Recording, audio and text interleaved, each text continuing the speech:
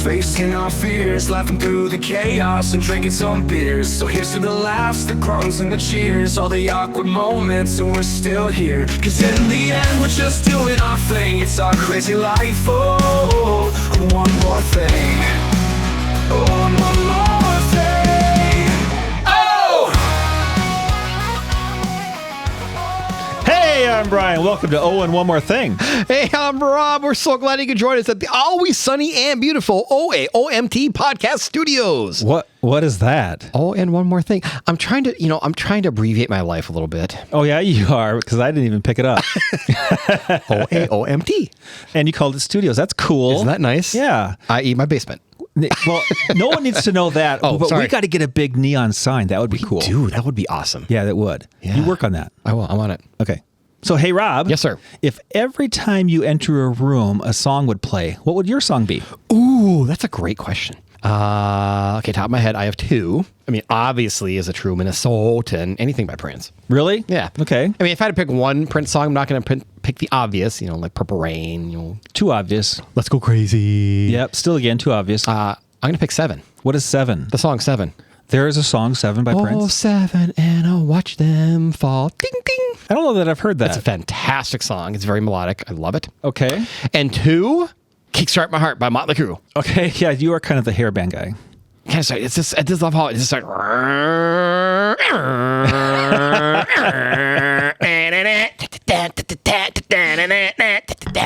You're Love good. it. You should I be love on it. on the radio. Yeah. Oh, and there's one more. Enter Sandman by Metallica. Another hairband. Yeah. I mean, actually, the entire Black Album, like, if you're ever just like, I'm pissed off and I need to go driving by myself, it's that kind of music. Is it really? It's good road rage music. I don't know. It's not my jam. It's a fantastic album. Okay, that's three. That's probably over-delivering, but I outperform, so that's Yeah, you okay. do. Yeah. So I thought your song would probably be "Pour Some Sugar on Me" from Def Leppard. Okay, well, first because off, of all the Yeah. Baja Blast you drink, all that sugar. I get the zero sugar Baja Blast. It's still full of sugar. Whatever, it is not. Yes, Def Leppard is my favorite band. I've seen them countless times. I know. Which didn't start till That's why I thought it would be your number one. But that didn't start till I was in my 40s. I missed their heyday in the 80s when I was in my teens. Oh, I know, because I couldn't afford it back then. well, Yeah. And Pour Some Sugar on Me, it's a good stripper song, too. sure it is. Yeah, I can see that. Not that I would know that. But No, of course you wouldn't. You were too young. You were in the teens. And welcome to the stage, Sugar. So what would yours be? Well, I think today mine would be "The Best Day of My Life" by the American Authors. How does that go? Woo, woo, woo. It's gonna be the best day of my life, my life. I know them. Just that. Yeah, it's a great song. I think every day should be the best day of my life. I think it should be too. That's kind of a high bar to hit every day, though. It is. Once you set that level, it keeps going up. You've got a lot of work to do to have Right. another best day of your life. Exactly. But anyway, I'm just going to jump right into our topic today. Oh, okay. The art of being human. Oh. I think it's going to be fascinating. Well, I mean, I hope it is. Being human is basically 30% emotions, 30% overthinking, and 40% trying to remember why you walked into the kitchen. Well, that was a very timely placed joke. It's almost like we planned it. What? I know. No, that can't be. We would never do that. Anyway, to be human is to exist in a constant act of interpretation. Oh. Of self, of others, and the world that never fully settles into certainty. The art of being human is not found in perfection or arrival, but in participation, in the ways we notice, question, remember, and choose. It lives in the tension between what we feel and what we understand, between what we inherit and what we decide to become. Ooh, that's deep. Yeah, this is going to be a deep conversation, isn't it? It is. Yeah. It is expressed in small, ordinary gestures, a pause before speaking, like I always do, a kindness offered without guarantee, a memory that refuses to fade, and a belief reshaped by experiences. It's also present in our contradictions, our capacity for both creation and destruction, certainty and doubt, connection and solitude. Again, another deep. It's very deep. To explore the art of being human is to study not a fixed subject, but a moving target, one that reveals itself differently each time we try to define it. At the center of what it means to be human is a paradox. We are wired for connection, but terrified of being truly seen. I agree with that. Yeah. Modern psychology, especially the work of Brené Brown, frames this tension through four core forces. Okay, so that begs the question, Who the heck is Brene Brown? You don't know Brene Brown? No. Well, Brene Brown is a researcher, author, and speaker who has spent 2 decades studying courage, vulnerability, shame, and empathy. A professor at the University of Houston, she became globally recognized after her 2010 TED Talks. The Power of Vulnerability became one of the most viewed TED Talks in the world. Really? Yeah. Isn't that crazy? Yeah. Yeah, she's pretty famous. Okay. So I should know her is what you're telling me. I think you should have known her, but maybe, you don't have to know everybody. Yeah. But anyway, let's get back to it. Okay. Okay, so the 4 you just talked about. So vulnerability is the willingness to be emotionally exposed. Okay. Shame, which is the fear of being unworthy of connection. Ooh, that's big. Empathy, the bridge that makes connection possible. Okay. And courage, choosing exposure despite the fear. Ooh, okay. So being human isn't about eliminating fear or pain. It's about learning how to stay open in their presence. Okay, so let's explore these. Okay. Vulnerability, the risk that creates meaning. Vulnerability is often mistaken for weakness, but it is actually the threshold through which anything meaningful becomes possible. Love, creativity, and trust all depend on the willingness to be open to uncertainty and exposure. Without vulnerability, life may feel safer and more controlled, but it also becomes thinner, lacking depth and emotional resonance. Love requires vulnerability, creativity requires vulnerability, and trust requires vulnerability. When vulnerability is avoided, it is not only pain that is kept at a distance, but also the fuller experiences that give life its richness, deep connection, joy that feels genuinely earned, and a sense of aliveness. In this way, people often make an unspoken trade-off, choosing protection from rejection at the cost of intimacy itself. Wow, I think this is going to be a pretty deep topic for us today. This is going to be serious, isn't it? Yeah, but we should have fun with it. That's okay. Are you a vulnerable person? You know what's funny? As soon as I saw that word, the first thing I thought of is all the stupid dating shows I watch. Okay, because they're vulnerable or what? You need to show your vulnerability. You need to be vulnerable. Blah, blah, blah, vulnerable. It's like such a keyword on those shows. Right. So that's the first thing I thought of. Well, I think of it as vulnerability is in those 3 sections I just mentioned, love, creativity, and trust, because you have to let your guard down if you love somebody. Right. Me being a creative person, I put myself out there in my art, and I'm open to ridicule. Anybody who wants to say something they can, and I have to be, willing to take that. And then trust. If you trust somebody fully, you're vulnerable with them. Right. And me as a true German, I really don't understand that word. If we're being honest. Yeah. All cards on the table. I get it. Right.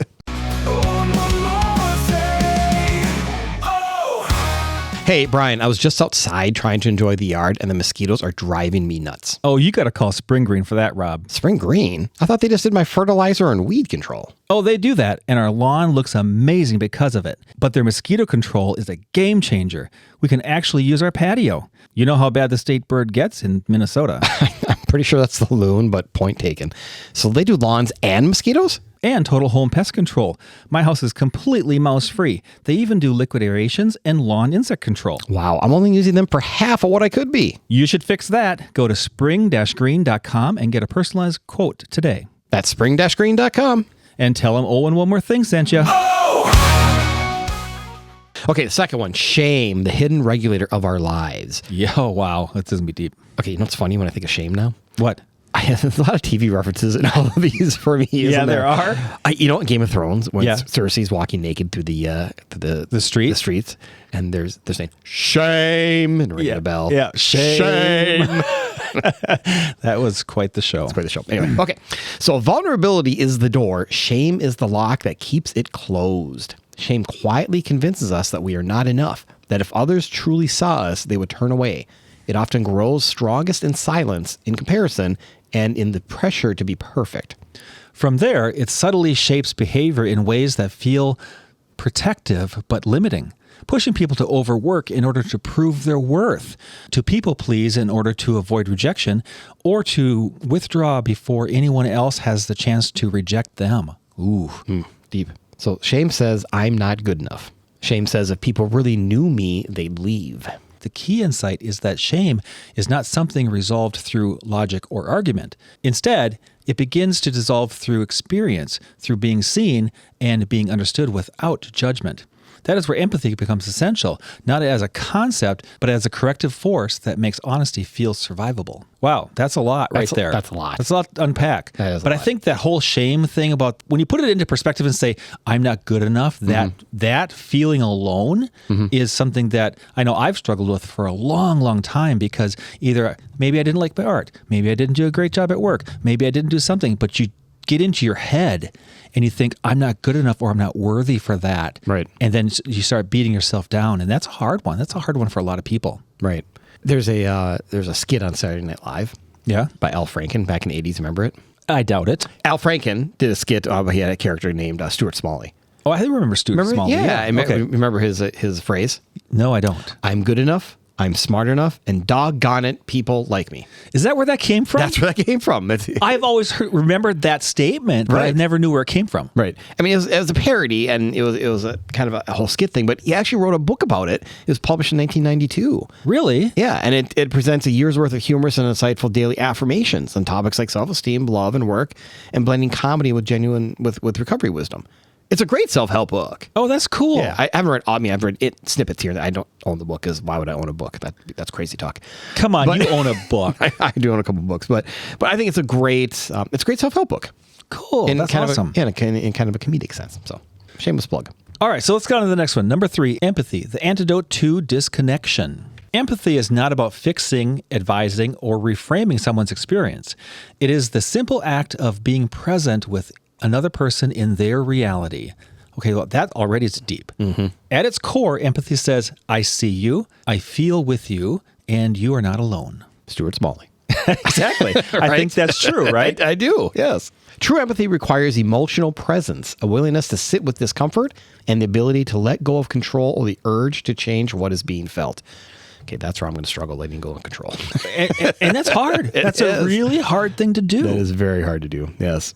Because of this, it is often rare in practice. People more commonly default to offering advice, here's what you should do, or minimizing, it's not that bad, or comparing experiences. That reminds me of those kinds of things. Right. So, which is totally what I do. yeah, I think it's so much easier to do that. Yeah. Yeah. So, advice tries to solve, which that's really not your role. Minimizing tries to shrink. And comparing tries to shift the focus. Okay. So empathy does something different. It stays, it holds space. It communicates, I'm here with you in this, even if I can't fix it. So that's really hard to do in practice, I think. Oh, completely is. Because that's when vulnerability comes back in, because you need to be vulnerable in that space. Right. And maybe that at that moment you don't need to offer that advice or that comparison or any of that. It's just to be with them.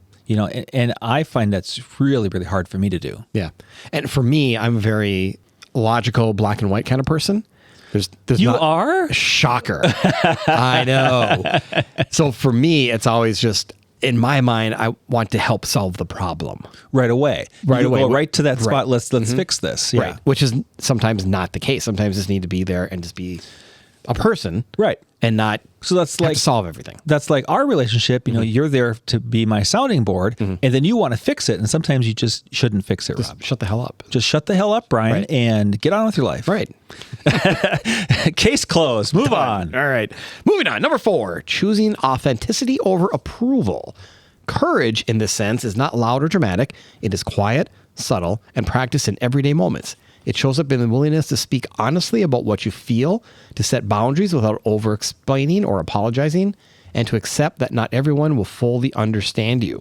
At its core, courage is the decision to choose authenticity over approval.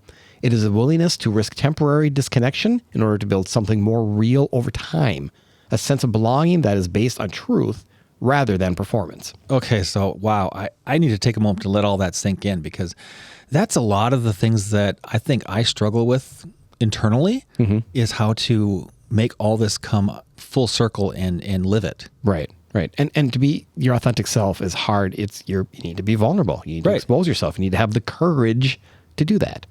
That's so crazy that those simple words are really tying them all back to, well, the art of being human, I suppose. Right. You're saying I should go check out this Brene Brown TED Talk. Well, I mean, everyone else in the world will listen to it except for you. So. Apparently. So here are 10 life lessons to help with the art of being human. All right. So number 1, true belonging requires self-belonging. First of all, what does that mean? Right? I don't even know. Details. So belonging cannot be purchased through performance. When you change yourself to fit in, you may gain acceptance, but you risk losing genuine connection. Real belonging begins internally, being at home with who you are, not who you think you need to be. That's probably the true thing right there.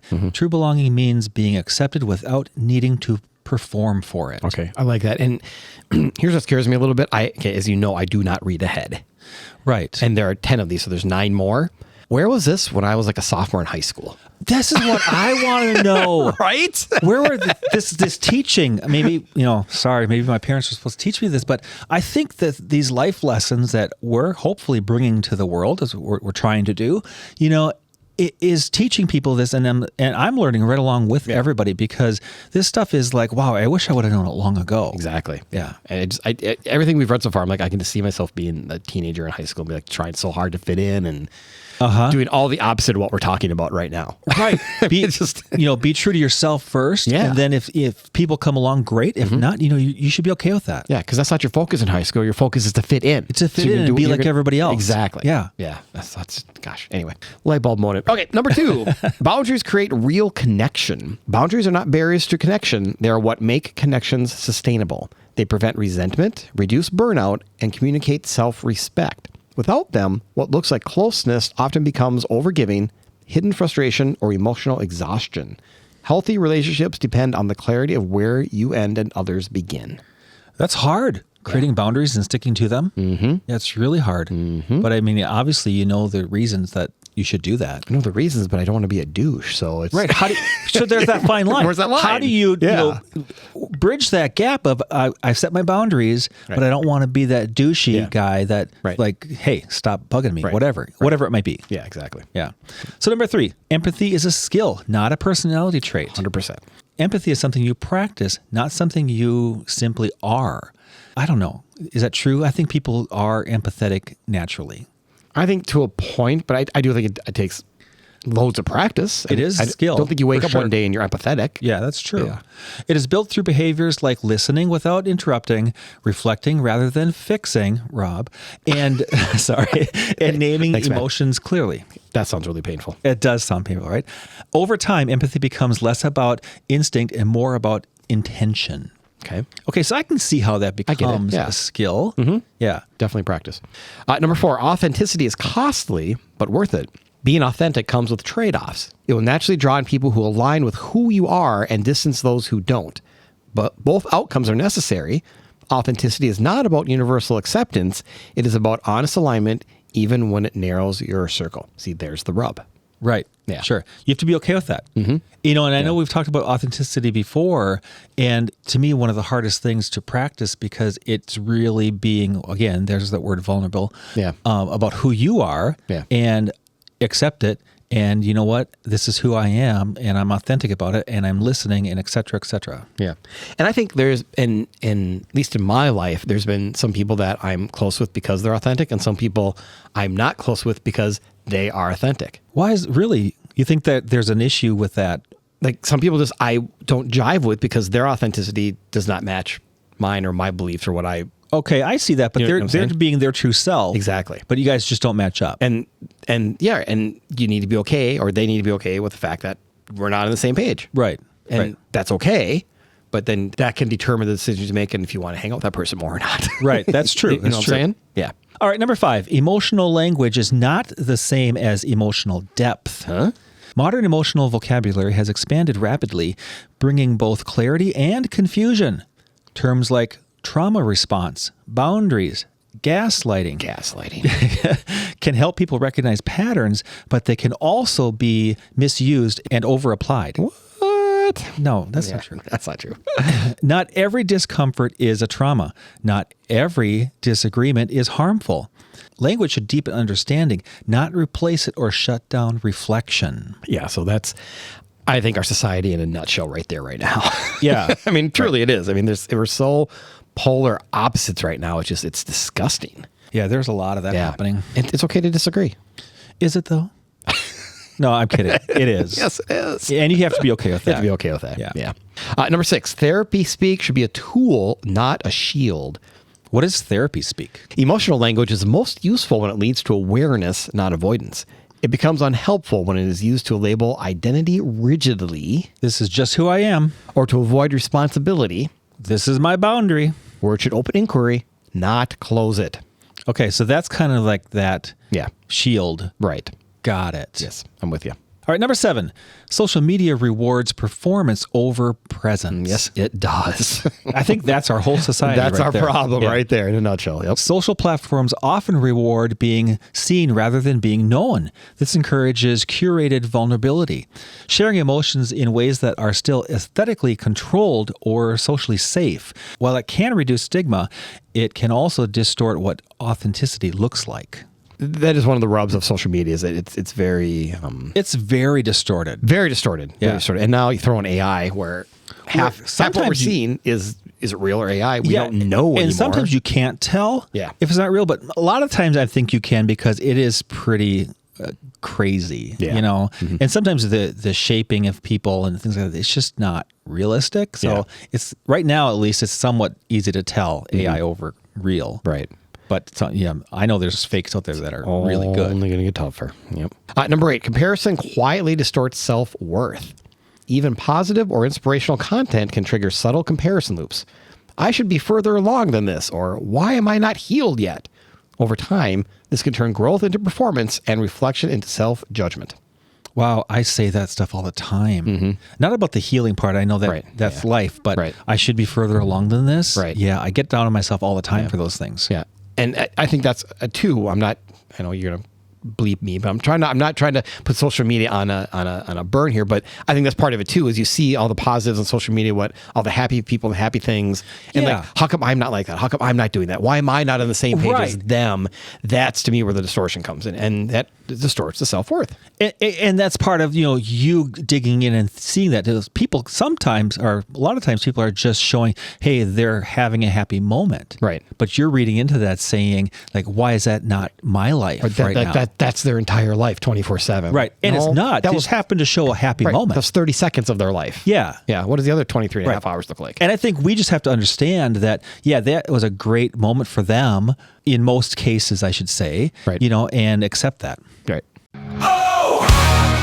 Hey, Brian, have you planned your vacation yet this year? No, we've talked about it. Maybe a cruise, but it feels like a lot to figure out. We don't even know what we want to do. Well, just call Dave at Cruise Planners, doingittravel.com. Isn't that just for cruises? I'm not sure if we wanted to do an all-inclusive vacation with the family, or maybe this year my wife and I should just do a river cruise. That would be cool. No, see, that's the thing. He does everything. He helped us with our big family trip last year. He did flights, resort, travel insurance, all of it. That's so awesome. Honestly, I just want someone I can trust. I don't have time to do all that planning between work and, of course, this podcast. Well, exactly. I mean, that's why I call it Trust Planners instead of Cruise Planners. When you work with Dave, your vacation's basically on cruise control. Nice. So booking with him is a sure thing. Absolutely. And Cruise Planners partners with every major brand. Cruise lines, all-inclusive, Disney, and so much more. You're in really good hands. Sounds like he really anchors your whole trip. Yeah, all right. Okay, that was fun. All right, no, seriously, give him a call already. 630-733-2102 or go to doingittravel.com. Don't just dream it, do it. Dave at Cruise Planners just makes it easy. That number again is 630-733-2102 or go to doingittravel.com. Again, doingittravel.com for all your vacation needs. And tell him Owen One More Thing sent you. Okay, we're back with number 9. Performative authenticity creates emotional distance. That's like a lot of big words I don't get. Oh, right. I agree. When vulnerability becomes curated, pain is presented only in polished, digestible forms. It can create the illusion of emotional honesty without actual depth. This leads to a version of connection that is visible but not truly felt. So, okay, now I understand that. Okay, great. And the last one, number 10, the core conflict of modern emotional life. We live in a paradoxical time. Emotional language is widely available, yet emotional depth is often uneven. Connection is easier to access than ever, but intimacy, being fully seen and understood, remains rare. Yeah, that is a lot of steps to try to follow. That's a lot. There's a lot. It's almost like you got to print this out and make a poster of it on your wall so you can reflect on it. What am I going to do today? There's a lot of homework on a podcast, aren't there? There's a lot of homework. It's like, okay, I want to be a human today. Which one should I act? Which one should I pick, right? So I think in the end, the art of being human is less about getting it right and more about staying engaged with yourself, with others, and with the reality unfolding in each moment. It means recognizing that life is not a problem to be solved into perfection, but an experience to be participated in as it changes shape. Getting it right assumes that there is a fixed answer that you can arrive at, a version of yourself that never stumbles, miscommunicates, or feels uncertain. Kind of like reading text in this podcast. I stumble all the frickin' time. No, you don't. You sound perfect on this podcast. It sounds relatively smooth, but truly, people, there's a lot of editing. That's okay. But human beings don't offer that kind of stability. It offers movement, feedback, repair, and ongoing adjustments. Staying engaged with yourself means noticing what you feel before you judge it. Staying in relationships with your thoughts instead of immediately trying to silence or fix them, and returning to honesty even when it feels inconvenient. It is the practice of not abandoning your own inner experience. Staying engaged with others means resisting the urge to withdraw at the first sign of discomfort, misunderstanding, or emotional risk. That's a challenge. Right? Yes. It can be. Yeah. It involves remaining present long enough for clarity, repair, or deeper understanding to become possible, rather than defaulting to protection through distance or performance. Silently judge in the corner. Beyond the fact that I do that, let's just move on. Okay. And staying engaged with reality means meeting life as it actually is in each moment, not as you expected it to be or wish it would become. It requires a willingness to respond rather than control, to adapt rather than rigidly manage outcomes. In this way, being human becomes less about the mastery and more about presence. The ongoing choice to remain in contact with your own experience, with other people, and with the unfolding of life itself, even when it is uncertain, imperfect, and unresolved. Wow. Amen to that, brother. That's right. Mm-hmm. As always, please follow us on the socials at Oh and One More Thing Pod on Facebook and Instagram for highlights and news of our upcoming shows. And if you have a show idea for us or just want to give us some feedback, email us at ohandOneMoreThingPod@gmail.com. We would love to hear from you. Plus, we do have some merchandise, t-shirts and caps. If you're interested, just shoot us an email. That would be great. Oh, hey, one more thing. Being human is not about becoming fearless, perfectly healed, or endlessly self-aware. It's more like feeling deeply, showing up anyway, and hoping your emotional honesty doesn't arrive at the exact moment you say something slightly unhinged in the group chat. Never. I've never done that. Never done that. It's allowing yourself to be seen without knowing how it will be received, which is really just a polite way of saying you're constantly gambling with your own reputation and calling it growth. That's the risk. And that's also the point. Mm-hmm. Wow, that is a ton to unpack. Yeah, it is. Maybe this is the time where we should get a real therapist on the show so we can kind of talk about all the things we just sort of thought we learned just now. Yeah, I think that'd be a great idea. That sounds like a future episode. A future episode where we get a therapist and we can, maybe our listeners want to call in with questions. Wouldn't that be cool? Can we start a GoFundMe fund so we can pay the therapist? A regular therapy spot on Right. Oh and One More Thing podcast.